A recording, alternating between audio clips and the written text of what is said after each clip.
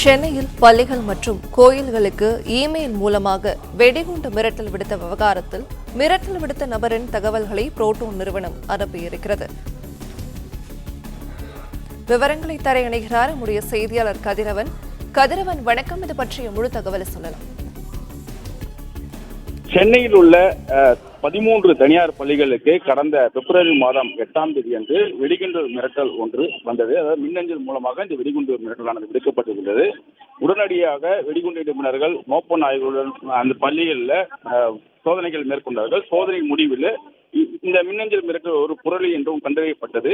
அது மட்டும் இல்லாமல் பள்ளிகளின் நிர்வாகம், ஆசிரியர் மற்றும் மாணவர்கள் பயப்பட வேண்டாம் என்றும் காவல்துறை சார்பாக அறிவுறுத்தப்பட்டிருந்தது. அதே போன்று கடந்த வாரத்தில் கிரகம்பாக்கம், நந்தம்பாக்கம் போன்ற பகுதியில் இருக்கக்கூடிய தனியார் பள்ளிகளுக்கும் இதே போன்ற ஒரு மிரட்டல் வந்தது.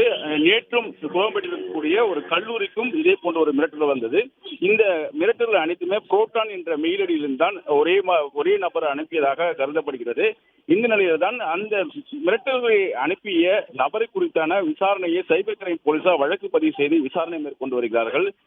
ஏற்கனவே புரோட்டான் நிறுவனத்திடம் இந்த தகவல்களை, அதாவது இந்த மிரட்டல் விடுத்த நபரின் ஐபி ஐடியை கேட்டு சென்னை காவல்துறை சம்பந்தப்பட்ட சுவிட்சர்லாந்தை சேர்ந்த புரோட்டான் நிறுவனத்துக்கு கடிதம் எழுதியது. ஆனால் அந்த தகவல்களை அவர்கள் தர மறுத்த நிலையில மத்திய தகவல் தொடர்புத்துறை அமைச்சகத்துக்கு கடிதம் எழுதி தற்போது புரோட்டான் நிறுவனம் அந்த நபர் தொடர்பான தகவலை சென்னை காவல்துறைக்கு தெரிவித்திருப்பதாகவும், தொடர்ந்து அவருடைய ஐபி முகவரியும் எங்கிருந்து அந்த நபர் செயல்படுகிறார் என்று போன்ற விவரங்களை சேகரிக்கும் பணியில் ஈடுபட்டிருப்பதாகவும், விரைவில் அந்த நபர் கைது செய்யப்பட இருப்பதாகவும் கைது செய்யப்படுவார் என்றும் காவல்துறை சார்பாக தெரிவிக்கப்பட்டிருக்கிறது.